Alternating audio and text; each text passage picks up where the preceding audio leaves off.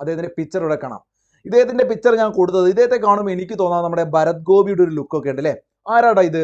ആ കണ്ണുകളൊക്കെ അല്ലെ. അപ്പൊ ഇതാണ് മാണി മാധവ ചാക്യാർ. ഇദ്ദേഹം അമ്പലപ്പുഴ സഹോദരന്മാർ എന്ന പേരിൽ അറിയപ്പെട്ട ശങ്കരനാരായണ പണിക്കർ, ഗോപാലകൃഷ്ണ പണിക്കർ, രാമകൃഷ്ണ പണിക്കർ എന്നിവർ ഏത് മേഖലയിലാണ് പ്രസിദ്ധി നേടിയത്? 2023 തുടക്കത്തിലൊക്കെ നമ്മുടെ ചാനലുകളില് ന്യൂസുകളിലും ഒക്കെ നിറഞ്ഞിരുന്നു ഇദ്ദേഹത്തിന്റെ വാർത്തകൾ. കാരണം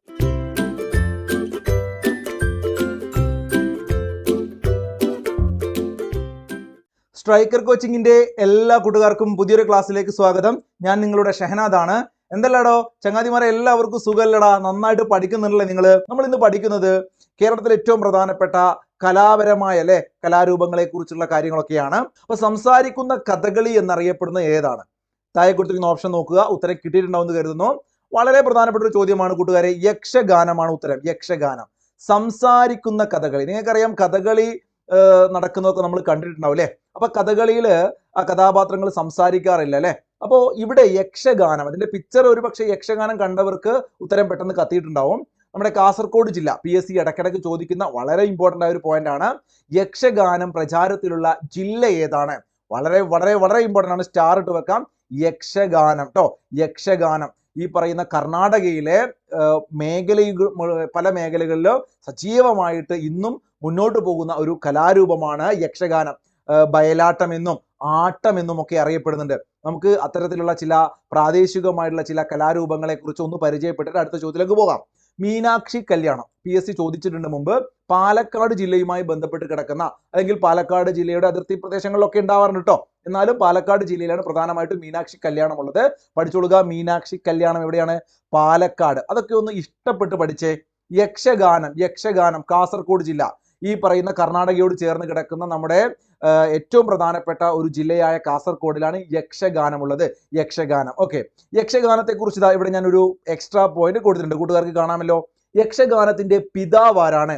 പാർത്ഥി സുബ്ബൻ എന്ന് പറയുന്ന ചങ്ങാതി, ആ വ്യക്തിയാണ് യക്ഷഗാനത്തിന്റെ പിതാവ്. പാർത്ഥി സുബ്ബനാണ് യക്ഷഗാനത്തിന്റെ പിതാവ്. ഈ യക്ഷഗാനം നമ്മളെ അതിൽ അവതരിപ്പിക്കുന്ന ആളുകള് അതെന്ത് ചെയ്യാറുണ്ട്?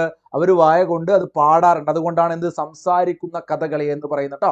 അപ്പൊ അവര് അത് പറഞ്ഞുകൊണ്ട് ചെറിയ രൂപത്തിലൊക്കെ അവരത് സംസാരിക്കുന്നുണ്ട്. അതുകൊണ്ടാണ് ഈ പറയുന്ന സംസാരിക്കുന്ന കഥകളി എന്ന് വിളിക്കുന്നത്. ഏകദേശം കഥകളിയോട് സമാനമായ ഒരു നൃത്തരൂപമാണ് യക്ഷഗാനം. ഓക്കെ. കർണാടകത്തിലാണ് പ്രചാരത്തിലുള്ളത്. എന്നാൽ അത് കേരളത്തില് കാസർഗോഡ് ജില്ലയിലുണ്ട്. കുമ്മാട്ടിക്കളി നോക്കൂ. കുമ്മാട്ടിക്കളി ചോദിച്ചിട്ടുണ്ട് PSC. തൃശ്ശൂരാണ്. അപ്പൊ കുമ്മാട്ടിക്കളി തൃശ്ശൂര്. മീനാക്ഷി കല്യാണം പാലക്കാട്. ഗദ്ദിക വളരെ പ്രധാനപ്പെട്ട ഒന്നാണ്. ഗദ്ദിക. PK കാളൻ എന്ന് പറയുന്ന വ്യക്തിയെ കുറിച്ച് PSC ഇടക്കിടക്ക് ചോദിക്കാറുണ്ട്. ഗദ്ദിക കലാകാരനാണ് PK കാളൻ ഗദ്ദിക കലാകാരനാണ്. നിങ്ങൾക്ക് അറിയുന്നതാണ്. വയനാട് ജില്ലയിലാണ് ഗദ്ദിക. ഇതെല്ലാം നമ്മൾ അറിയുന്നത് കൊണ്ട് വേഗം പറഞ്ഞു പോവാണ്. യക്ഷഗാനം നമ്മൾ പറഞ്ഞു, കാസർഗോഡ് ജില്ല അല്ലെ. അതുപോലെ പാക്കനാർ കളി, വേലകളി, അർജുന നൃത്തം പഠിച്ചു പോകണം. പാക്കനാർ കളി, വേലകളി, അർജുന നൃത്തം. പ്രധാനമായിട്ടും ആലപ്പുഴ ജില്ലയിലാണ് ഈ മൂന്ന് പ്രധാനപ്പെട്ട നൃത്തരൂപങ്ങള്, കലാരൂപങ്ങള് അരങ്ങേറുന്നത്. പാക്കനാർ കളി, വേലകളി, അർജുന നൃത്തം. ആലപ്പുഴ.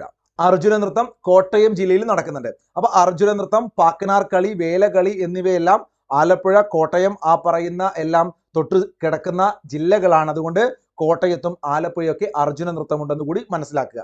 അപ്പൊ നമ്മൾ അടുത്ത ചോദ്യത്തിലേക്ക് പോവാണ്. 1943 കൊൽക്കത്തയിൽ ദുശാസനവധം കഥകളിയിൽ ഭീമസേനനെ അവതരിപ്പിക്കവേ അരങ്ങിൽ തളർന്നു വീണു മരിച്ച കഥകളി ആചാര്യൻ, വളരെ പ്രസിദ്ധനായ കേരളത്തിലൊരു കഥകളി ആചാര്യനാണ് തോട്ടം ശങ്കരൻ നമ്പൂതിരി. അപ്പൊ കൂട്ടുകാരെ, ഭീമസേനന്റെ ഒരു വേഷം കഥകളിയിൽ അവതരിപ്പിച്ചു കൊണ്ടിരിക്കുകയാണ്, ദുശാസനവധം. അപ്പോൾ ഇത് നിങ്ങൾ മനസ്സിലൊന്ന് കയറ്റി വെച്ചാൽ മതി. മുമ്പ് PSC ചോദിച്ച ഒരു ചോദ്യമാണ്. ഒരുപാട് വർഷങ്ങൾക്ക് മുമ്പാണ്, ഹരിശ്രീയിൽ നിന്നും എടുത്തൊരു ചോദ്യമാണ്. ഞാൻ ഈ ചോദ്യം ചോദിക്കാനുള്ള ഒരു കാരണം നിങ്ങൾ ഈ പേരുകളൊക്കെ ഒന്ന് അറിഞ്ഞിരിക്കുക, അത് മാത്രമാണ് എൻ്റെ ഉദ്ദേശം. ഓക്കെ ആണോ? അപ്പൊ മാങ്കൊമ്പ് ശിവശങ്കരപിള്ള, കുടമാളൂർ കരുണാകരൻ നായർ, ഹരിപ്പാട് രാമകൃഷ്ണപിള്ള എല്ലാവരും കഥകളി ആചാര്യന്മാരാണ്. കുടമാളൂർ കരുണാകരൻ നായർ, തോട്ടം ശങ്കരൻ നമ്പൂതിരി. നോക്കൂ, ഇവിടെ തോട്ടം ശങ്കരൻ നമ്പൂതിരിയാണ് നമ്മുടെ ഉത്തരം. ഓക്കെ. ഇനി അടുത്തൊരു ചോദ്യവും ഈ മേഖലയുമായി ബന്ധപ്പെട്ടുള്ള മറ്റൊരു ചോദ്യമാണ്. ചവറ പാറുക്കുട്ടിയമ്മ ഏത് രംഗത്തെ പ്രശസ്ത കലാകാരിയായിരുന്നു? ചവറ പാറുക്കുട്ടിയമ്മ 2019 ഇവർ മരണപ്പെടുന്നത്. കഥകളിയാണ്. കഥകളിയിലെ അധികം പ്രശസ്തകളായിട്ടുള്ള വനിതകൾ കുറവാണ്. അക്കൂട്ടത്തിൽ ഏറ്റവും പ്രധാനപ്പെട്ട ഒരാളാണ് ചവറ പാറുക്കുട്ടിയമ്മ. പഠിച്ചോളുക. അപ്പൊ 4 ചോദ്യങ്ങൾ കൃത്യമാണല്ലോ. 3ഓളം ചോദ്യങ്ങൾ ഈ മേഖലയിലെ ആളുകളുമായി ബന്ധപ്പെട്ടാണ്. കഥകളി മേഖല. കഥകളിയുമായി ബന്ധപ്പെട്ട തെറ്റായ പ്രസ്താവന. കഥകളിയുടെ ആദ്യ രൂപമായ രാമനാട്ടം ഉത്ഭവിച്ചത് കൊട്ടാരക്കരയിൽ നിന്നുമാണ്. തെറ്റായ പ്രസ്താവനയാണോ? ശരിയാണ്. രാമനാട്ടം കൊട്ടാരക്കരയിൽ നിന്നുമാണ്. സാത്വിക സ്വഭാവമുള്ള ധീരോദാത്ത കഥാപാത്രങ്ങൾക്ക് കഥകളിയിൽ നൽകിയിട്ടുള്ള വേഷമാണ് കത്തി. സാത്വിക സ്വഭാവം അല്ലെങ്കിൽ സ്വാത്വിക ഭാവമുള്ള അങ്ങനെയുള്ള ഭാവത്തിനാണോ? കത്തി അല്ല. കത്തി എന്താ നമുക്കറിയാം. അപ്പൊ അവിടെ പച്ചയാണ് വരിക. അപ്പൊ ഇത് തെറ്റാണ്. നോക്കണം കൂട്ടുകാര്. അപ്പൊ ഈ ഒരു പ്രസ്താവന തെറ്റാണ്. രാജാക്കന്മാരുടെ കലകളുടെ രാജാവ് എന്നിങ്ങനെ വിശേഷിപ്പിക്കപ്പെടുന്ന കലാരൂപം. കഥകളിയിൽ പ്രധാനമായും 24 മുദ്രകളാണുള്ളത്. ഇതെല്ലാം ശരിയാണ്. ഓക്കെ, നമുക്ക് ഓരോന്നോരം നോക്കാം. അടുത്ത ചോദ്യം നോക്കൂ. കേരളത്തിൽ ഭദ്രകാളി ക്ഷേത്രങ്ങളിൽ നടത്തുന്ന പ്രധാനപ്പെട്ട അനുഷ്ഠാന കലാരൂപം. കേരളത്തിൽ ഭദ്രകാളി ക്ഷേത്രങ്ങളിൽ നടത്തുന്ന പ്രധാനപ്പെട്ട അനുഷ്ഠാന കലാരൂപം ഏതാണ്? ഉത്തരം കിട്ടിയിട്ടുണ്ടാവും. കുത്തിയോട്ടമാണ്. ഉത്തരം കുത്തിയോട്ടം. അറിയാത്തവർ പഠിച്ചോളണം. കുത്തിയോട്ടം പ്രധാനപ്പെട്ട പല ഭദ്രകാളി ക്ഷേത്രങ്ങളിൽ നടക്കുന്ന ഒരു അനുഷ്ഠാന കലാരൂപമാണ് കുത്തിയോട്ടം. കുത്തിയോട്ടം അതിന്റെ ഒരു പിക്ചറൊക്കെയാണിത്. നിങ്ങൾക്ക് നെറ്റിലൊക്കെ ഗൂഗിളിലൊക്കെ ഒന്ന് സെർച്ച് ചെയ്തിട്ട് അതൊക്കെ ഒന്ന് മനസ്സിലാക്കി വെക്കണം കേട്ടോ. കുത്തിയോട്ടം ഭദ്രകാളി ക്ഷേത്രങ്ങളിൽ കുത്തിയോട്ടം. സെറ്റാണ്. അടുത്ത ചോദ്യം. കഥകളിയിൽ നിന്ന് രൂപം കൊണ്ട നവീന നൃത്തരൂപം. കഥകളിയിൽ നിന്ന് രൂപം കൊണ്ട നവീന നൃത്തരൂപം ഏതാണ്? കേരളത്തില് ഏറ്റവും പ്രധാനപ്പെട്ട ഈ ഒരു നൃത്തരൂപം, അതിന്റെ ആശാൻ, അത് മുന്നോട്ട് കൊണ്ടുവന്ന വ്യക്തി, അദ്ദേഹത്തിന്റെ പിക്ചർ ഇവിടെ കാണാം. ഇദ്ദേഹത്തിന്റെ പിക്ചർ ഞാൻ കൊടുത്തത്, ഇദ്ദേഹത്തെ കാണുമ്പോൾ എനിക്ക് തോന്നാം നമ്മുടെ ഭരത് ഗോപിയുടെ ഒരു ലുക്കൊക്കെ ഉണ്ട് അല്ലെ. ആരാടാ ഇത്? ഗുരു ഗോപിനാഥ് അല്ലെ. നിങ്ങൾക്കറിയാം ഗുരു ഗോപിനാഥ് നടന ഗ്രാമം എവിടെയാണ്? തിരുവനന്തപുരത്തെ വട്ടിയൂർക്കാവിലാണ്.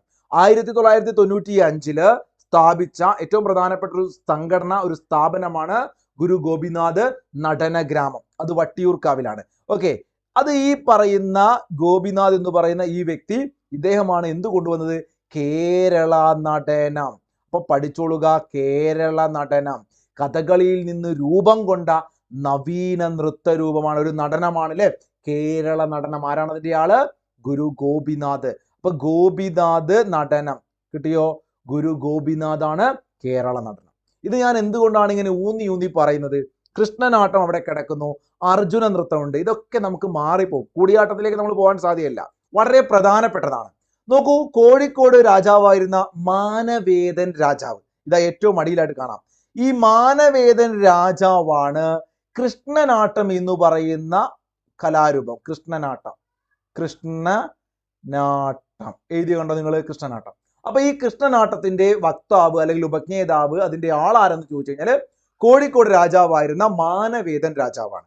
അപ്പൊ ഇവിടെ കേരള നടനമാണ്. അത് രണ്ടും മാറരുത് കൂട്ടുകാർക്ക്. ക്ലിയർ ആണോ? ഞാൻ ഒന്നുകൂടി ക്ലിയർ ആയിട്ട് പറയാം. കഥകളിയെ കുറിച്ച് മനസ്സിലാക്കിയാൽ നിങ്ങൾക്ക് ക്ലിയർ ആവും. കഥകളിയുടെ മുൻഗാമി എന്നറിയപ്പെടുന്നത് നിങ്ങൾക്ക് എല്ലാവർക്കും അറിയാം, രാമനാട്ടമാണ്. ഒരു പക്ഷേ ഇത് ഇഷ്ടമില്ലാത്ത സുഹൃത്തുക്കൾ പഠിക്കുന്ന സമയത്ത് മാറിപ്പോവാൻ സാധ്യതയുണ്ട്.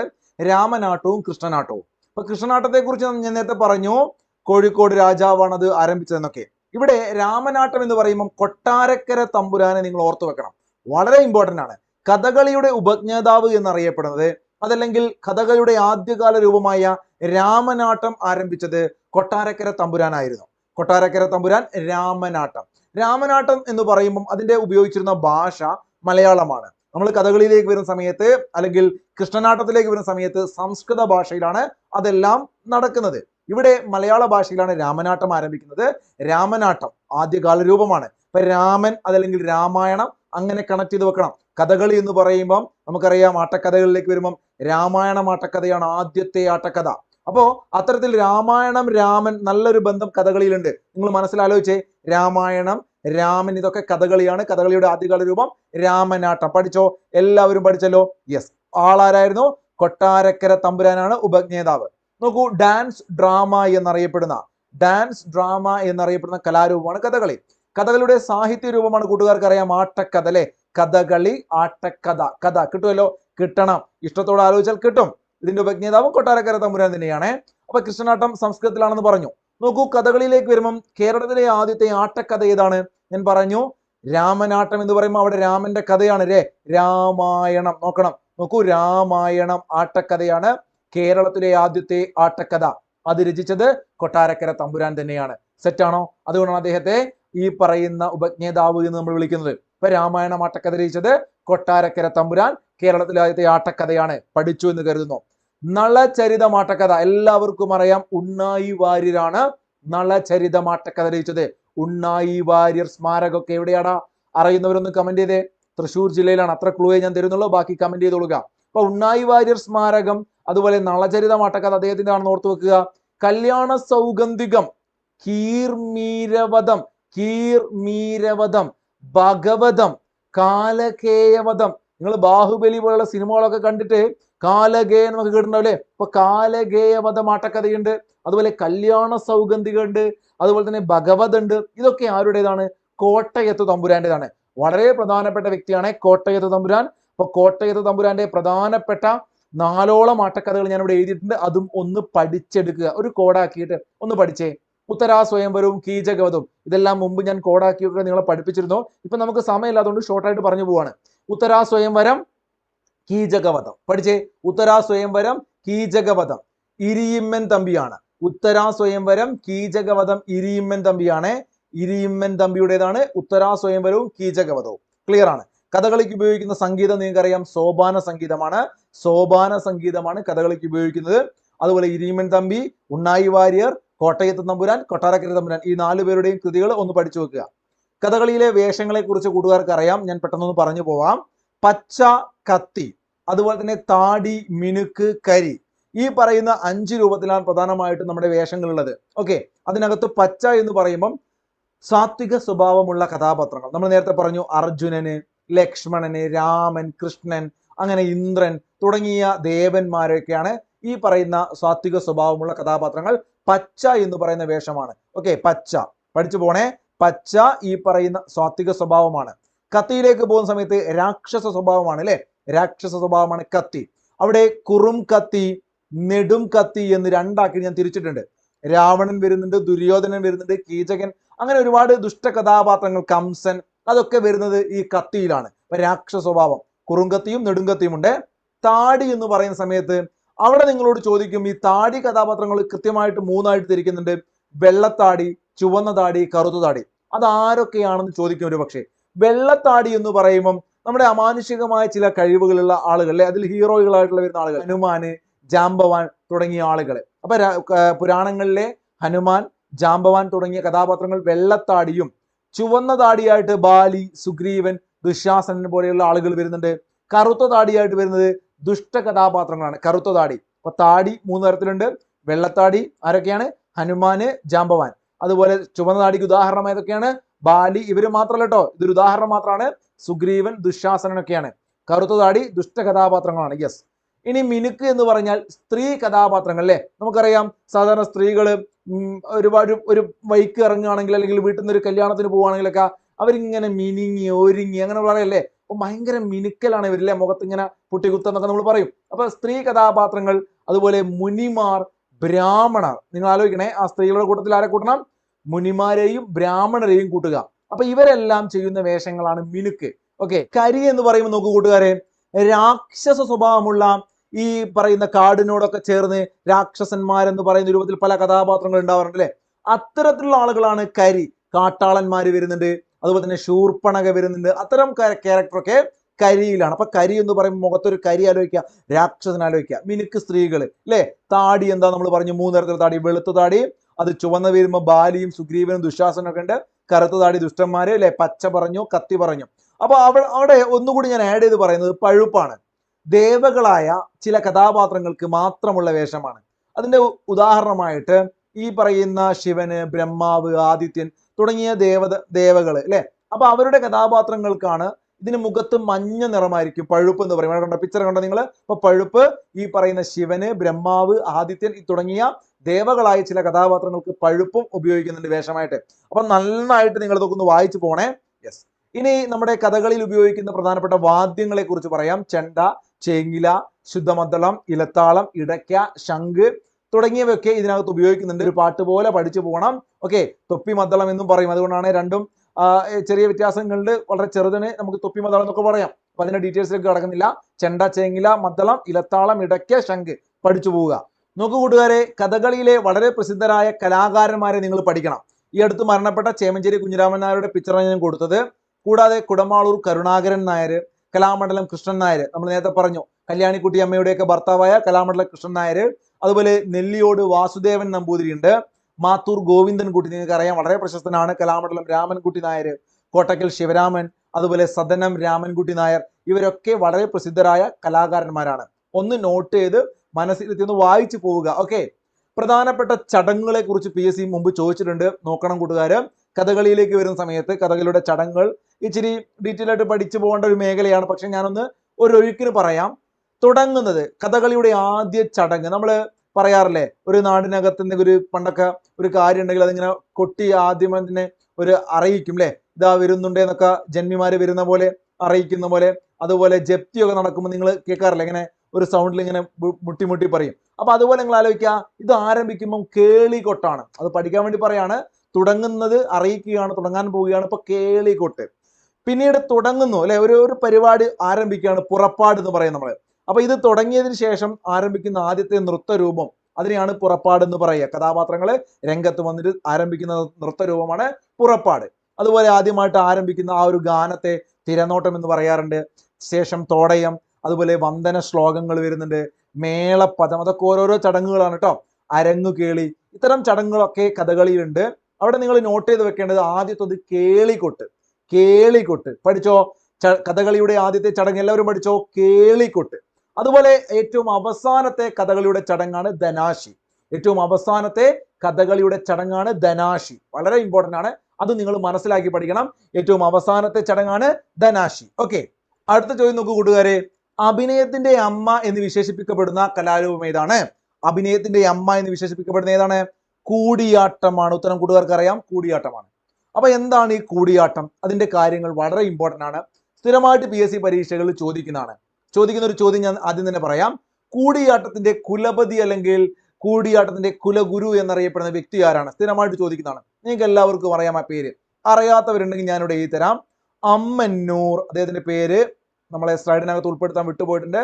അമ്മന്നൂർ മാധവ ചാക്യാർ. ഇതാ അദ്ദേഹമാണ് ഈ കാണുന്ന പിക്ചറിലുള്ളത്. ഇപ്പൊ കൂടിയാട്ടം എന്ന കലാരൂപം ഏറ്റവും പ്രധാനപ്പെട്ട ഒരു കലാരൂപം. നിലവിൽ ഉള്ളതിൽ വെച്ച് ഏറ്റവും പഴക്കം ചെന്ന ഒരു എന്താ പറയുക, നമ്മുടെ ഒരു സംസ്കൃത നാടക രൂപമാണിത്.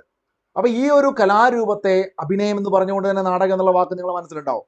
ഈ ഒരു കലാരൂപത്തെ യുനെസ്കോ 2001 ലോക പൈതൃക കലയായിട്ട് അംഗീകരിച്ചു. ആദ്യത്തെ ഇന്ത്യയിലെ ഈ ഒരു കലാരൂപമാണ് ആദ്യമായിട്ട് യുനെസ്കോ ഇങ്ങനെ അംഗീകാരം ലഭിക്കുന്നത്. അപ്പൊ വളരെ പ്രധാനപ്പെട്ട, അതിനകത്തൊക്കെ ഒരുപാട് നല്ലൊരു പങ്ക്, ഇങ്ങനെ ഒരു ലോക ശ്രദ്ധ ഈ ഒരു കലാരൂപത്തിന് കിട്ടാൻ വേണ്ടി വലിയ പങ്ക് വഹിച്ച വ്യക്തിയാണ് നമ്മുടെ അമ്മന്നൂർ മാധവ ചാക്യാർ. ഇദ്ദേഹത്തെയും അമ്മന്നൂർ മാണി മാധവ ചാക്യാരെയും മാറിപ്പോവാറുണ്ട്. രണ്ട് പേരുകള് മാധവ ചാക്യാർ എന്ന് പറയുന്ന സമയത്ത് കൂട്ടുകാർക്ക് തെറ്റിപ്പോവാറുണ്ട്. നമുക്ക് അടുത്ത സ്ലൈഡിൽ അദ്ദേഹത്തെ കുറിച്ച് വരുന്നുണ്ട്. അപ്പൊ ഈ പേര് പഠിക്കുക. അമ്മന്നൂർ മാധവ ചാക്യാരാണ് കൂടിയാട്ടത്തിന്റെ കുലപതി എന്നറിയപ്പെടുന്നത്, അല്ലെങ്കിൽ കുലഗുരു എന്നറിയപ്പെടുന്നത്. അദ്ദേഹത്തിന്റെ ഒക്കെ ഒരു പ്രധാനപ്പെട്ട പങ്ക്, അദ്ദേഹത്തിന്റെ ഒക്കെ ഒരു നേതൃപരമായ പങ്ക് കൊണ്ട് തന്നെ ഈ ഒരു കലാരൂപം 2001 യുനെസ്കോ എന്ത് ചെയ്യുന്നു? ലോക പൈതൃക കലയായിട്ട് അംഗീകരിക്കുന്നു. വിശ്വമാനവികതയുടെ അനശ്വര പൈതൃകം, ശ്രദ്ധിക്കണം ആ വാക്ക്, വിശ്വമാനവികതയുടെ അനശ്വര പൈതൃകം എന്ന് യുനെസ്കോ വിശേഷിപ്പിച്ചു. പ്രാചീന സംസ്കൃത നാടക രൂപമാണ് ഇത്. പൂർണ്ണ രൂപത്തിൽ ഒരു കൂടിയാട്ടം അവതരിപ്പിക്കാൻ വേണ്ട ദിവസം 41 ദിവസമാണ്. പൂർണ്ണ രൂപത്തിൽ ഒരു കൂടിയാട്ടം അവതരിപ്പിക്കാൻ വേണ്ട ദിവസം 41 ആണ്. നോക്കൂ നിങ്ങള്, ഈ ഒരു കൂടിയാട്ടത്തിലെ അടിസ്ഥാന മുദ്രകൾ പറയുകയാണെങ്കിൽ 41 തിരിച്ചിട്ടാൽ എത്രയാണ്? 14 ആണ്. പക്ഷേ ആ ഒന്നിന് പകരം 2, 24 മുദ്രകളാണ്. അപ്പൊ 41 ദിവസം എടുക്കും. ഓക്കെ, നമ്മള് ഇഷ്ടത്തോടെ ആലോചിച്ചേ, ഒരു കൂടിയാട്ടം അതൊന്ന് കാണണമെങ്കിൽ, പൂർണ്ണ രൂപത്തിൽ കണ്ടു തീർക്കണമെങ്കിൽ, അവതരിപ്പിക്കണമെങ്കിൽ 41 ദിവസം വേണം എന്നൊന്ന് ആലോചിച്ചേ. നിങ്ങളെ മനസ്സിൽ അങ്ങനെ കേറ്റിക്ക് മറന്നു പോയില്ലടാവേ. നമ്മൾ നേരത്തെ കഥകളിൽ വിശദമായിട്ട് ഓരോ ചടങ്ങുകളൊക്കെ പറഞ്ഞു അല്ലെ, കേളികൊട്ട്, ധനാശി, ഓർക്കുന്നില്ലേ? അതുപോലെ കൂടിയാട്ടത്തിലെ ചടങ്ങുകൾ ഒന്ന് നോട്ട് ചെയ്ത് വെക്കണം. അരങ്ങുവിധാനം, ഗോഷ്ടി കൊട്ടുക, ഓക്കെ, അക്കിത്ത ചൊല്ലൽ, മംഗള ശ്ലോകം. അപ്പൊ അരങ്ങുവിധാനമുണ്ട്, ഗോഷ്ടി കൊട്ടുകയുണ്ട്, അക്കിത്ത ചൊല്ലലുണ്ട്, മംഗള ശ്ലോകമുണ്ട്. അപ്പോ ഈ കാര്യങ്ങൾ 4 ഒന്ന് മനസ്സിരുത്തി പറഞ്ഞു നോക്കുക. അരങ്ങുവിധാനം, ഗോഷ്ടി, അരങ്ങിൽ വന്നിട്ട് ഗോഷ്ടി കാണിക്കുക. അപ്പൊ എന്താണ്? ഈ അക്കിത്തം ചൊല്ലും, അത് കേട്ടിട്ട് എല്ലാവരും മംഗള ശ്ലോകം ചൊല്ലും. അങ്ങനെ എന്തെങ്കിലുമൊക്കെ നിങ്ങൾ ഇങ്ങനെ പറഞ്ഞു നോക്കുക. അരങ്ങുവിധാനം, ഓക്കെ, ഗോഷ്ടി കൊട്ടുക, അക്കിത്ത ചൊല്ലൽ, മംഗള ശ്ലോകം. കിട്ടി എന്ന് കരുതുന്നു. നോക്കൂ, ഇതാണ് ഞാൻ നേരത്തെ പറഞ്ഞ മറ്റൊരു പ്രധാനപ്പെട്ട കൂടിയാട്ട കലാകാരൻ. അദ്ദേഹത്തിന്റെ പേരും ഇതുപോലെ തന്നെയാണ്, അമ്മന്നൂർ മാണി മാധവ ചാക്യാർ. അമ്മന്നൂർ മാണി മാധവ ചാക്യാർ. ഇദ്ദേഹത്തിന്റെ പ്രത്യേകത, ഇദ്ദേഹത്തിന്റെ ഒരു ഗ്രന്ഥത്തെ കുറിച്ച് PSC മുമ്പ് ചോദിച്ചിട്ടുണ്ട്. അതുപോലെ തന്നെ കൂട്ടുകാരെ, ഇദ്ദേഹവും വളരെ വളരെ വളരെ പ്രഗത്ഭനായ വ്യക്തിയാണ്. ഒരിക്കൽ നമ്മുടെ കഥക് ആചാര്യൻ ബിർജു മഹാരാജ് പറഞ്ഞിട്ടുണ്ട്, അഭിനയിക്കുന്ന കുലപതി അല്ലെങ്കിൽ അഭിനയത്തിന്റെ കുലപതി എന്ന്, കഥക് എന്ന് പറയുന്ന കലാരൂപത്തിലെ ഏറ്റവും പ്രധാനപ്പെട്ട വ്യക്തിയാണ് ബിർജു മഹാരാജ്. ഈ അടുത്ത് മരണപ്പെട്ടിട്ടുണ്ട്. അപ്പൊ അദ്ദേഹം പോലും പ്രശംസിച്ച, കണ്ടോ നിങ്ങൾ, 89-90 വയസ്സായ സമയത്തുള്ള നമ്മുടെ നാട്ടിൽ ഈ ഒരു അപ്പൂപ്പന്റെ ഒരു അവസ്ഥ എത്തിക്കഴിഞ്ഞാൽ അവസ്ഥ നിങ്ങൾക്ക് അറിയാലോ. നമ്മുടെ നാട്ടിൽ ചുറ്റുപാട് ഒരുപാട് മുതിർന്ന ആളുകളിലല്ലേ, നിങ്ങളെ വീട്ടിലൊക്കെ ഉണ്ടാവും. അപ്പൊ അവരുടെ ഒരു സ്ഥിതിയിൽ ഇദ്ദേഹത്തിന്റെ ആ മുഖത്തെ ഭാവം, ഇതെനിക്ക് സൂം ചെയ്ത് തരാൻ നിർവാഹം ഇല്ലാത്തത് കൊണ്ടാണ്, നിങ്ങൾ നോക്കിക്കേ ആ കണ്ണുകളൊക്കെ അല്ലെ. അപ്പൊ ഇതാണ് മാണി മാധവ ചാക്യാർ. ഇദ്ദേഹത്തിന്റെ ഗ്രന്ഥമാണ് നാട്യകൽപദ്രുമം. ഇവിടെ ഞാൻ അതിന്റെ പിക്ചർ കൊടുത്തിട്ടുണ്ട് ഗ്രന്ഥത്തിന്റെ, നോക്കൂ നിങ്ങൾ, നാട്യകൽപദ്രുമം, നാട്യം അല്ലെ, ആ ഒരു അഭിനയം, ഓക്കെ, കൽപദ്രുമം, മാണി മാധവ ചാക്യാർ. ഇദ്ദേഹത്തിന്റെ ജീവചരിത്ര കൃതിയാണ് മാണി മാധവീയം. ഓക്കെ, അപ്പൊ കൂടിയാട്ടത്തിലെ പ്രധാനപ്പെട്ട മറ്റൊരു വ്യക്തിയാണ് മാണി മാധവ ചാക്യാർ. നേരത്തെ പറഞ്ഞ അമ്മന്നൂർ മാധവ ചാക്യാർ, ആ മാണി അധികം വന്നതിൽ ആള് മാറി. ഓക്കെ, കൂടിയാട്ടത്തിന്റെ അഭിനയ സങ്കേതങ്ങളെ പറ്റി പ്രതിപാദിക്കുന്ന ആട്ടപ്രകാരം നാടകാഭിനയ നിർദ്ദേശങ്ങൾ അടങ്ങുന്ന ക്രമദീപിക എന്ന കൃതി രചിച്ചത് തോലനാണ്. അപ്പൊ ക്രമദീപിക എന്നൊരു കൃതിയുണ്ട്, അത് രചിച്ചത് തോലനാണ്. തോലൻ എന്ന് പറയുന്ന വ്യക്തി. അപ്പം നാട്യകൽപദ്രുമം, അതാണ് ഇമ്പോർട്ടന്റ്, അതാണ് മാണി മാധവ ചാക്യാർ. ഞാൻ ഇവിടെ സ്റ്റാർ ഇട്ട് വെക്കാം. യെസ്. ഇനി അതുപോലെ നമ്മുടെ കൂടിയാട്ടവുമായി ബന്ധപ്പെട്ടുകൊണ്ട് അതിന് ഉപയോഗിക്കുന്ന പ്രധാനപ്പെട്ട ഉപകരണം, വാദ്യോപകരണം. നേരത്തെ നിങ്ങൾ കഥകളിൽ ഒരുപാടെണ്ണം പഠിച്ചുവെങ്കിൽ ഇവിടെ ഏറ്റവും പ്രധാനപ്പെട്ട കൂടിയാട്ടത്തിന് പ്രത്യേകമായുള്ള വാദ്യോപകരണം മിഴാവാണ്. ഓക്കെ, ഏതാണ്? മിഴാവ്. മിഴാവ് മാധവൻ എന്നൊക്കെ പറഞ്ഞുകൊണ്ട് ഞാനൊരു കാര്യം പറയട്ടെ നിങ്ങളോട്. മാർഗി എന്ന് പറയുന്ന ഒരു സംഘടന, കൂട്ടുകാർ നോക്കണം, മാർഗി എന്ന് പറയുന്ന ഒരു സംഘടന, അറിയുന്നവരൊന്ന് കമന്റ് ചെയ്യണം. കൂടിയാട്ടത്തിന്റെയും കഥകളിയുടെയൊക്കെ പുനരുദ്ധാരണത്തിനും അതുപോലെ അതിന്റെ പ്രവർത്തനങ്ങൾക്കും വേണ്ടിയിട്ട് പ്രവർത്തിക്കുന്ന ഒരു സംഘടനയുണ്ട് കേരളത്തില്. ആ സംഘടനയാണ് മാർഗി. ഏതാണ് സംഘടന? മാർഗി. മാർഗി. ഈ ഒരു സംഘടനയുടെ ആസ്ഥാനം എവിടെയാണെന്ന് അറിയുന്നവരുണ്ടെങ്കിൽ ഒന്ന് കമന്റ് ചെയ്യുക. നമ്മൾ പല സംഘടനകളും അതിന്റെ ആ കേന്ദ്രങ്ങൾ, ആസ്ഥാനങ്ങൾ ചോദിക്കാറുണ്ട്. അപ്പൊ മാർഗി എന്ന് പറഞ്ഞാൽ നമ്മുടെ കൂടിയാട്ടത്തിനെയും കഥകളിയുടെയൊക്കെ പുനരുദ്ധാരണത്തിനുള്ള സംഘടനയാണ്. ഓക്കെ, ഇപ്പൊ മിഴാവ് പറഞ്ഞുകൊണ്ട് ഞാൻ ചോദിച്ചാണ്. ഇനി വാദ്യോപകരണം പറഞ്ഞു. ഇതിന്റെ ഒരു സംസാരിക്കുന്ന ഒരു ഭാഷ എന്ന് പറയുന്നത് സംസ്കൃതമാണെന്ന് പറഞ്ഞു.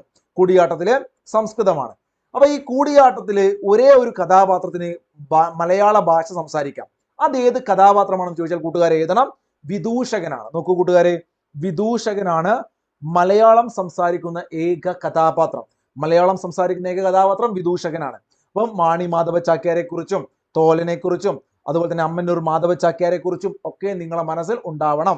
ക്ലിയർ ആണ് പറഞ്ഞത്? യെസ്. അടുത്ത ചോദ്യം, 2010 യുനെസ്കോയുടെ സാംസ്കാരിക പൈതൃക പട്ടികയിൽ ഇടം പിടിച്ച കേരളീയ കലാരൂപം. 2010 യുനെസ്കോയുടെ സാംസ്കാരിക പൈതൃക പട്ടികയിൽ ഇടം പിടിച്ച കേരളീയ കലാരൂപം ഏതാണ്? മുടിയേറ്റാണ്. നോക്കണേ, മുടിയേറ്റ്, തെറ്റിക്കരുത്. ഓക്കെ, ഈ മുടിയാട്ടം എന്ന് പറയുന്ന മറ്റൊരു കലാരൂപം, രണ്ടും രണ്ടാണ്. പലർക്കും അത് ധാരണ ഉണ്ടാവില്ല. മുടി ഇങ്ങനെ അയച്ചിട്ട് ഇങ്ങനെ തല കഴുത്താട്ടിക്കുന്ന ഒരു ഇതുണ്ട്, അതാണ് മുടിയാട്ടം. ഇത് മുടിയേറ്റാണ്. ഓക്കെ, മറ്റൊരു കലാരൂപം നോക്കൂ. 2001 ശേഷം രണ്ടാമതായിട്ട് കേരളത്തിൽ നിന്നും ഇതാ ഒരു കലാരൂപം ലോക പൈതൃക പട്ടികയിൽ എത്തുകയാണ്. അതാണ് മുടിയേറ്റ്. പഠിച്ചോ? അപ്പൊ 2010 കൂടിയാട്ടം ആദ്യം, 2010 മുടിയേറ്റ്. കൂടിയാട്ടം, മുടിയേറ്റ്. തെറ്റോടാ? തെറ്റരുതേ, മാറരുതേ. കൂടിയാട്ടം വളരെ വളരെ ഇമ്പോർട്ടന്റ് ആയി നമ്മൾ പഠിച്ചു കഴിഞ്ഞു. ഇത് മുടിയേറ്റാണ്. സെറ്റ്. ഇനി നോക്കൂ അടുത്ത ചോദ്യം. സെന്റ് തോമസിന്റെ കേരള സന്ദർശനം ആഖ്യാന വിഷയമായിട്ടുള്ള കലാരൂപം ഏതാണ്? സെന്റ് തോമസിന്റെ കേരള സന്ദർശനം ആഖ്യാന വിഷയമായിട്ടുള്ള കലാരൂപം. ചവിട്ട് നാടകം, അമ്പുപെരുതാൾ, മാർഗം കളി, പടയണി എല്ലാം ഉണ്ട്. ഏതാണ്? മാർഗം കളിയാണ് അല്ലെ? മാർഗം കളിയാണ്. അപ്പൊ കൂട്ടുകാർക്ക് അറിയുന്നതാണ് മാർഗം കളി. നമ്മുടെ സ്കൂളുകളിലൊക്കെ ഇപ്പം മാർഗം കളിയൊക്കെ നമ്മൾ പലരും യൂത്ത് ഫെസ്റ്റിവലൊക്കെ കാണുന്നതും അതുപോലെ കളിക്കുകയൊക്കെ ചെയ്തിട്ടുണ്ടോ നിങ്ങൾ പലരും കാണുന്നവര്? അപ്പൊ മാർഗം കളിയാണ് സെന്റ് തോമസിന്റെ ഈ ഒരു കേരള സന്ദർശനമൊക്കെ ആഖ്യാന വിഷയമായിട്ടുള്ള കലാരൂപം. പഠിച്ചോളാം.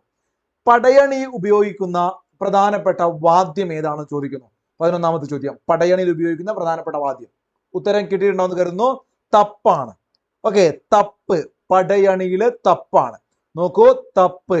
ഒരു പട വന്നിട്ട് ഇങ്ങനെ തപ്പാണെന്ന് ആലോചിക്കട്ടോ. ഈ പത്തനംതിട്ടക്കാര് ഓക്കെ, പ്രത്യേകിച്ച് പടയണിയായിട്ട് ബന്ധപ്പെട്ട് അതൊക്കെ നല്ല പരിചയമുള്ളവരൊക്കെ ഇങ്ങനെ ആലോചിക്കുക. പടയണി, ഒരു പട വന്നിട്ട് ഇങ്ങനെ തപ്പാണ് എന്തോ. അപ്പൊ തപ്പ് എന്ന് പറയുന്ന വാദ്യോപകരണം. മിഴാവ് നമ്മൾ നേരത്തെ പഠിച്ചു. ഓക്കെ, അപ്പൊ മാറരുത്. മിഴാവ് കൂടിയാട്ടമാണെങ്കിൽ തപ്പ്. ഓക്കെ, അടുത്ത ചോദ്യം, കേരള ഫോക്ലോർ അക്കാദമി സ്ഥിതി ചെയ്യുന്ന എവിടെയാണ്? നോക്കൂ, ഒരുപോലെ സമാന ഒരു പ്രാസൊപ്പിച്ചുള്ള ഓപ്ഷൻ ഒക്കെ ഉണ്ട്, തെറ്റിക്കരുത്. എവിടെയാടാ?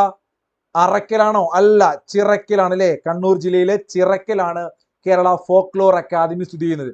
എന്താണ് കേരള ഫോക്ലോർ അക്കാദമി കൊണ്ട് ഉദ്ദേശിക്കുന്നത്? എടാ, നമ്മുടെ നാടിനകത്തുള്ള നാടൻ കലകളെ സംരക്ഷിക്കുന്നതിന് വേണ്ടിയിട്ട്, പ്രചരിപ്പിക്കുന്നതിന് വേണ്ടിയിട്ടുള്ള സ്ഥാപിച്ച സംഘടനയാണ്. 1995 നേരത്തെ നമ്മളൊരു 95 പറഞ്ഞിരുന്നു. ഓക്കെ, അപ്പൊ അതുപോലെ തന്നെ ഗുരു ഗോപിനാഥ് നടനഗ്രാമം 95 അതേ വർഷം തന്നെയാണ് ഇത് സ്ഥാപിക്കുന്നത്. പക്ഷെ ഇതിന്റെ പ്രവർത്തനം ആരംഭിക്കുന്നത് 96 അപ്പൊ വർഷം നിങ്ങളൊന്ന് നോട്ട് ചെയ്ത് വെക്കുക. 95 ആരംഭിക്കുന്നു. 96 ജനുവരി 20 എന്ത് ചെയ്യുന്നു? പ്രവർത്തനം ആരംഭിക്കുന്നു. ഇതിന്റെ ആദ്യത്തെ ചെയർമാൻ ജി ഭാർഗവൻ പിള്ളയായിരുന്നു. നിലവിലെ ചെയർമാൻ OS ഉണ്ണികൃഷ്ണനാണ്. കറണ്ട് അഫയേഴ്സ് ആണ്, വളരെ ഇമ്പോർട്ടന്റ് ആണ്. കേരള ഫോക്ലോർ അക്കാദമിയുടെ നിലവിലെ chairman OS Unnikrishnan. Kerala folklore academy Kannur ജില്ലയിലാണ്. അതിന്റെ ഔദ്യോഗിക പ്രസിദ്ധീകരണം പൊലി എന്ന് പറയുന്നതാണ്. എന്താണ്? പൊലി. നോക്കണേ, പൊലി. അതുപോലെ തന്നെ ഈ ഒരു ഫോക്ലോർ അക്കാദമി നൽകുന്ന പുരസ്കാരമാണ് PK കാളൻ പുരസ്കാരം. ഇത് പ്രധാനപ്പെട്ട ഈ പറയുന്ന നാടൻ കലകളുമായി ബന്ധപ്പെട്ട് പ്രവർത്തിക്കുന്ന സംഘടനയാണ്. ഈ സംഘടന നൽകുന്ന പുരസ്കാരമാണ് PK കാളൻ പുരസ്കാരം. പൊലി എന്ന് പറഞ്ഞു കഴിഞ്ഞാൽ ഇതിന്റെ പ്രസിദ്ധീകരണമാണ് പൊലി. അപ്പൊ പൊലിയും PK കാളനും, നിലവിലെ ചെയർമാന് ആദ്യത്തെ ചെയർമാൻ ജി ഭാർഗവൻ പിള്ള. നന്നായിട്ട് മനസ്സിരുത്തി പഠിച്ചോളുക. 95 സ്ഥാപിച്ചു, 96 പ്രവർത്തനം ആരംഭിച്ചു. സെറ്റാണോ? അടുത്ത ചോദ്യം, ശൃംഗാരഭാവത്തിന് കൂടുതൽ പ്രാധാന്യം നൽകുന്ന കേരളീയ നൃത്തരൂപം. ശൃംഗാരഭാവം എന്താടാ? സ്വാഭാവികമായിട്ട് നിങ്ങൾക്ക് ഓപ്ഷൻ കാണുന്ന ഉത്തരം കിട്ടിയിട്ടുണ്ടാവും അല്ലെ. ലാസ്യം, ശൃംഗാരം എന്നൊക്കെ പറയുമ്പോൾ മോഹിനിയാട്ടമാണ്. മോഹിനിയാട്ടത്തെ കുറിച്ച് പറയുമ്പോൾ കൂട്ടുകാർ ഓർത്തു വെക്കേണ്ട 2 പോയിന്റുകൾ ഞാൻ അവിടെ പറഞ്ഞുതരാം. മോഹിനിയാട്ടത്തിന്റെ അടിസ്ഥാന പ്രമാണമായി കരുതപ്പെടുന്ന ഒരു കൃതിയുണ്ട്. അതാണ് ഏത്? വ്യവഹാരമാല. നോക്കൂ, വ്യവഹാരമാല. അപ്പൊ അതൊന്ന് നോട്ട് ചെയ്ത് വെക്കാം. വ്യവഹാരമാല എന്ന് പറയുന്നത് മോഹിനിയാട്ടത്തിന്റെ അടിസ്ഥാന പ്രമാണമായി കരുതപ്പെടുന്ന കൃതിയാണ് വ്യവഹാരമാല. അതുപോലെ മോഹിനിയാട്ടത്തിന്റെ മാതാവ് അല്ലെങ്കിൽ ഏറ്റവും പ്രധാനപ്പെട്ട മോഹിനിയാട്ടത്തിന്റെ കലാകാരി അറിയപ്പെടുന്ന കേരളത്തിലെ വ്യക്തിയാണ് കല്യാണിക്കുട്ടിയമ്മ. ഓക്കെ, കലാമണ്ഡലം കല്യാണിക്കുട്ടിയമ്മ. ഇവരെ കുറിച്ച് ഞാൻ നേരത്തെ പറഞ്ഞു ഓർക്കുന്നില്ലേ? അപ്പൊ മോഹിനിയാട്ടത്തിൽ കല്യാണിക്കുട്ടിയമ്മ മോഹിനിയാട്ടത്തിന്റെ മാതാവ് എന്നറിയപ്പെടുന്നു. കർണാടിക് സംഗീതമാണ് ഇതിനകത്ത് വരുന്നത്. അങ്ങനെ ഒരുപാട് കാര്യങ്ങളൊക്കെ ഉണ്ട്. നമുക്ക് അതെല്ലാം വിശദമായിട്ട് പിന്നീട് നോക്കാം. ലാസ്യം എന്ന് പറയുന്ന ഭാവം, ഓക്കെ, ഇവിടെ ശൃംഗാര ഭാവം വരുന്നു. ഇതെല്ലാം മോഹിനിയാട്ടത്തിൽ വരുന്നതാണ്. ക്ലിയർ? അമ്പലപ്പുഴ സഹോദരന്മാർ എന്ന പേരിൽ അറിയപ്പെട്ട ശങ്കരനാരായണ പണിക്കർ, ഗോപാലകൃഷ്ണ പണിക്കർ, രാമകൃഷ്ണ പണിക്കർ എന്നിവർ ഏത് മേഖലയിലാണ് പ്രസിദ്ധി നേടിയത്? അവരുടെ പിക്ചറൊക്കെ ഇവിടെ കൊടുത്തിട്ടുണ്ട്. ഇവര് നാദസ്വരമാണ് കേട്ടോ. വളരെ വളരെ ഇമ്പോർട്ടന്റ് ആണ്. നാദസ്വരമാണ് ഈ പറയുന്ന സഹോദരന്മാർ, അമ്പലപ്പുഴ സഹോദരന്മാർ എന്നറിയപ്പെടുന്ന ഇവരുടെ മേഖല നാദസ്വരമായിരുന്നു. ക്ലിയർ? അടുത്ത ചോദ്യം ഇതാണ്, അതുപോലെ തന്നെ ഇമ്പോർട്ടന്റ് ആയ ഒരു ചോദ്യമാണ്. പെരുവനം കുട്ടന്മാരാർ. അപ്പൊ അമ്പലപ്പുഴ സഹോദരന്മാർ നാദസ്വരം. എന്നാൽ പെരുവനം കുട്ടന്മാരാർ നിങ്ങൾക്കൊക്കെ അറിയാം. ഈ അടുത്ത് 2023 തുടക്കത്തിലൊക്കെ നമ്മുടെ ചാനലുകളിൽ, ന്യൂസുകളിലും ഒക്കെ നിറഞ്ഞിരുന്നു ഇദ്ദേഹത്തിന്റെ വാർത്തകൾ. കാരണം നിങ്ങൾക്കറിയാം, തൃശ്ശൂർ പൂരം ഏറ്റവും പ്രധാനപ്പെട്ട കേരളത്തിന്റെ സാംസ്കാരിക ഉത്സവമാണ്. നമ്മൾ അതിനെക്കുറിച്ച് കഴിഞ്ഞ ക്ലാസ് പഠിച്ചിരുന്നു. അപ്പൊ ആ തൃശ്ശൂർ പൂരത്തിലൊക്കെ പാറമേക്കാവ് ഭഗവതിക്ക് വേണ്ടിയിട്ട് അല്ലെങ്കിൽ പാറമേക്കാവ് ദേവസ്വത്തിന് വേണ്ടിയിട്ട് ഇലഞ്ഞിത്തറ മേളത്തില് അതിന്റെ അമരത്തുണ്ടായിരുന്ന വ്യക്തിയായിരുന്നു 24 വർഷക്കാലം. നോക്കണം, നീണ്ട ഒരു കാലയളവാണ്. അപ്പൊ അതിന്റെ ഏറ്റവും പ്രധാനപ്പെട്ട കേരളത്തിൽ അറിയപ്പെടുന്ന ഒരു വ്യക്തിയാണ്. ഇദ്ദേഹത്തിന്റെ മേഖല ചെണ്ടയാണെന്ന് ഞാൻ തൃശ്ശൂർ പൂരം എന്ന് പറഞ്ഞപ്പോൾ നിങ്ങൾക്ക് അറിയാലോ. ദാസിയാട്ടം എന്ന കലാരൂപത്തിൽ നിന്നും ഉത്ഭവിച്ച കേരളത്തിലെ കലാരൂപം ദാസിയാട്ടം. ആ പേര് കേട്ടാൽ തന്നെ നമുക്കറിയാം അല്ലെ. നേരത്തെ പറഞ്ഞ പോലെ ദാസിയാട്ടം എന്നുള്ള പേര് ആർക്കുണ്ട്? മോഹിനിയാട്ടം എന്ന കലാരൂപത്തിനുണ്ട്. അപ്പൊ മോഹിനിയാട്ടം, ദാസിയാട്ടം എന്നുള്ള കലാരൂപത്തിൽ നിന്നും കൂടി ഉത്ഭവിച്ചതാണ് കേരളത്തിൽ മോഹിനിയാട്ടം. സെറ്റാണ്. ഏത് ദൃശ്യകലയെ അടിസ്ഥാനമാക്കി അല്ലെങ്കിൽ ആധാരമാക്കിയാണ് കേരളത്തിന്റെ അന്താരാഷ്ട്ര ചലച്ചിത്രോത്സവത്തിൽ IFFK അടയാള ചിഹ്നം രൂപപ്പെടുത്തിയിട്ടുള്ളത്? നോക്കൂ കൂട്ടുകാരെ, നല്ലൊരു ചോദ്യമാണ്. ഏത് ദൃശ്യകലയെ ആധാരമാക്കിയാണ്? നിങ്ങൾ IFFKയുടെ ആ ഒരു സിമ്പൽ കണ്ടാൽ ഉൾപ്പെടുത്താൻ വിട്ടുപോയതാണ്. നിങ്ങൾക്ക് അത് ഉൾപ്പെടുത്തി കഴിഞ്ഞാൽ പെട്ടെന്ന് കത്തുകയും ചെയ്യും. ഏതാടാ? തോൽപ്പാവക്കൂത്താണ്. നോക്കൂ, തോൽപ്പാവക്കൂത്താണ്. എന്താണ് തോൽപ്പാവക്കൂത്ത്? നിഴലും വെളിച്ചവും കൊണ്ട് ഉള്ള ഒരു കലാരൂപമാണ്. അപ്പൊ യഥാർത്ഥത്തിൽ സിനിമ എന്ന് പറയുന്നത്, ചലച്ചിത്രം എന്ന് പറയുന്നതും ഈ പറയുന്ന നിഴലും വെളിച്ചവും ഉപയോഗിച്ചുള്ളതാണല്ലോ. അതുകൊണ്ടൊക്കെയാണ് അതിന്റെ ഒരു ചരിത്രത്തെ ഉൾക്കൊണ്ടുകൊണ്ട് തന്നെയാണ് തോൽപ്പാവക്കൂത്തിനെ IFFKയിലെ അടയാള ചിഹ്നമായിട്ട് രൂപപ്പെടുത്തിയിട്ടുള്ളത്. സെറ്റാണ്. അടുത്ത ചോദ്യം, തെയ്യം എന്ന വാക്കിന്റെ അർത്ഥം എല്ലാവർക്കും അറിയാം. തെയ്യം എന്ന വാക്കിന്റെ അർത്ഥം ദൈവം എന്നാണ്. ദൈവം എന്നാണ്. തെയ്യം എന്ന് പറയുമ്പോൾ തെയ്യങ്ങളുടെ നാട് എവിടെയാണെന്ന് അറിയാം അല്ലെ? നല്ല ചുവന്ന് കിടക്കുകയാണ്. തെയ്യം എവിടെയാണ്? കണ്ണൂർ ജില്ലയിലാണ് അല്ലെ? കണ്ണൂർ ജില്ലയിലാണ് തെയ്യങ്ങളുടെ നാട് എന്നറിയപ്പെടുന്നത്. പ്രത്യേകിച്ച് പറശ്ശിനിക്കടവ് മുത്തപ്പൻ ക്ഷേത്രത്തിലൊക്കെ നമുക്ക് ഇതൊക്കെ തെയ്യത്തിനെ കുറിച്ചുള്ള സ്ഥിരമായിട്ട് വരുന്ന ചോദ്യങ്ങളൊക്കെ നിങ്ങൾക്ക് അറിയാവുന്നതാണ്. അതുപോലെ പ്രാഥമിക ചടങ്ങ്. തെയ്യം എന്ന് പറയുമ്പം തോറ്റം ചോദിച്ചിട്ടുണ്ട് PSC മുമ്പ്. തെയ്യത്തിന്റെ പ്രാഥമിക ചടങ്ങാണ് തോറ്റം. അപ്പൊ തെയ്യം, തോറ്റം ഒക്കെ മനസ്സിലിങ്ങനെ വരണം. കണ്ണൂർ ജില്ല. ഓക്കെ, അപ്പൊ തെയ്യങ്ങളുടെ നാട് കണ്ണൂരാണ്. ഓക്കെ, പറശ്ശിനിക്കടവ് മുത്തപ്പന്റെ ക്ഷേത്രം ആലോചിക്കുക. അതുപോലെ തെയ്യം എന്ന വാക്കിന്റെ അർത്ഥം ദൈവമാണ്, ഓർത്തു വെക്കണം. ഉണ്ണായി വാര്യർ രചിച്ച നളചരിത മാട്ടക്കഥ നമ്മൾ തുടക്കത്തിൽ പഠിച്ചു. നളചരിത മാട്ടക്കഥ ഉണ്ണായി വാര്യരാണ്. കേരളത്തിന്റെ ശാകുന്തളം എന്ന് വിശേഷിപ്പിച്ചത് ആരാണ്? ആ ഒരു ആട്ടക്കഥയെ, ഉണ്ണായി വാര്യർ രചിച്ച നളചരിത മാട്ടക്കഥയെ കേരളത്തിന്റെ ശാകുന്തളം വിശേഷിപ്പിച്ചത് ജോസഫ് മുണ്ടശ്ശേരിയാണ്. CRT ഫാക്ട് ആണ്, പഠിച്ചോളാം.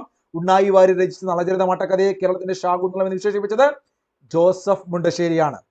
അവസാനത്തെ ചോദ്യം കൂട്ടുകാരെ, കുരുക്ഷേത്രത്തിൽ നടന്ന കൗരവ പാണ്ഡവ യുദ്ധം അനുസ്മരിപ്പിക്കുന്ന ക്ഷേത്രകല. ഇവിടെ ക്ഷേത്രകലകളെ കുറിച്ചൊക്കെ നമുക്ക് ഒരുപാട് വിശദമായിട്ട് പഠിക്കാനുണ്ട്. കുറച്ചുകൂടി കാര്യങ്ങൾ നമുക്ക് അടുത്തൊരു ക്ലാസ്സോട് കൂടി പഠിച്ചിട്ട് ഈ ഒരു ടോപ്പിക് തീർക്കാവുന്നതാണ്. അപ്പോ മുടിയാട്ടം, പടയണി, കാക്കരശി നാടകം എന്നൊക്കെ പറയുമ്പോൾ ഓച്ചിറ കളിയുടെ ഉണ്ട്. ഓച്ചിറ പരബ്രഹ്മ ക്ഷേത്രം കൂട്ടുകാർക്ക് അറിയാവുന്നതാണ്. അവിടെ ഒരു വയലിനകത്ത് വെള്ളമൊക്കെ നിറച്ചിട്ട് ആളുകൾ രണ്ട് ഭാഗത്തായിട്ട് നിന്നുകൊണ്ട് അല്ലെ ഒരു യുദ്ധം ചെയ്യുന്ന പോലെ, അമ്പലപ്പുഴ അല്ലെങ്കിൽ നമ്മുടെ മാവേലിക്കര രാജാവും കായംകുളം രാജാവും തമ്മിൽ നടന്ന യുദ്ധത്തിന്റെ ഒരു ചരിത്ര പശ്ചാത്തലമൊക്കെ ഉൾക്കൊണ്ടുകൊണ്ടാണ് ഇപ്പോഴും നമ്മുടെ ഓച്ചിറ പരബ്രഹ്മ ക്ഷേത്രത്തിൽ നടക്കുന്ന ഈ ഒരു ഓച്ചിറ കളി നടക്കുന്നത്. അപ്പൊ അതിന്റെ കാര്യങ്ങളൊക്കെ നമ്മൾ മുമ്പൊരു ക്ലാസ്സിൽ ഡിസ്കസ് ചെയ്തിരുന്നു. എന്തായാലും കൂട്ടുകാർക്ക് ഓച്ചിറ കളി അറിയാം, ഓച്ചിറ കളി അറിയാം. അപ്പൊ കുരുക്ഷേത്രത്തിൽ നടന്ന കൗരവ പാണ്ഡവ യുദ്ധത്തിന്റെ അനുസ്മരിപ്പിക്കുന്ന ക്ഷേത്രകലയാണ് ഓച്ചിറ കളി എന്ന് നോട്ട് ചെയ്ത് വെക്കണം. ഓക്കെ, ക്ലാസ് കുറച്ച് ഗ്യാപ്പ് ഇട്ടത് കൊണ്ട് തന്നെ കുറച്ച് സ്പീഡിൽ ഞാൻ പറഞ്ഞിട്ടുണ്ട്. സ്പീഡായിട്ട് തോന്നുകയാണെങ്കിൽ നിങ്ങൾ കമന്റ് ചെയ്യണം. വ്യക്തത കുറവോ അങ്ങനെ എന്തെങ്കിലും സംശയങ്ങളൊക്കെ ഉണ്ടെങ്കിൽ ഓക്കെ നിങ്ങൾ തീർച്ചയായിട്ടും കമന്റ് ചെയ്യണം. കുറച്ച് തിരക്ക് പിടിച്ചെടുത്ത ക്ലാസ് ആയതുകൊണ്ട് ചില പോരായ്മകളൊക്കെ ക്ലാസ് സംഭവിച്ചിട്ടുണ്ടെന്ന് എനിക്ക് തോന്നിയതുകൊണ്ടാണ് ഞാൻ അങ്ങനെ പറയുന്നത്. അപ്പൊ നിങ്ങൾ കമന്റ് ചെയ്യുക. നമ്മൾ അടുത്ത ക്ലാസ്സിൽ അതെല്ലാം പരിഹരിച്ച് നല്ല ക്ലാസ്സുമായിട്ട് വരുന്നതാണ്. നിങ്ങൾ എല്ലാവരും നന്നായിട്ട് പഠിക്കുക. വീണ്ടും അടുത്ത ക്ലാസ്സിൽ കാണാം. അതുവരെ ഗുഡ് ബൈ, താങ്ക് യു.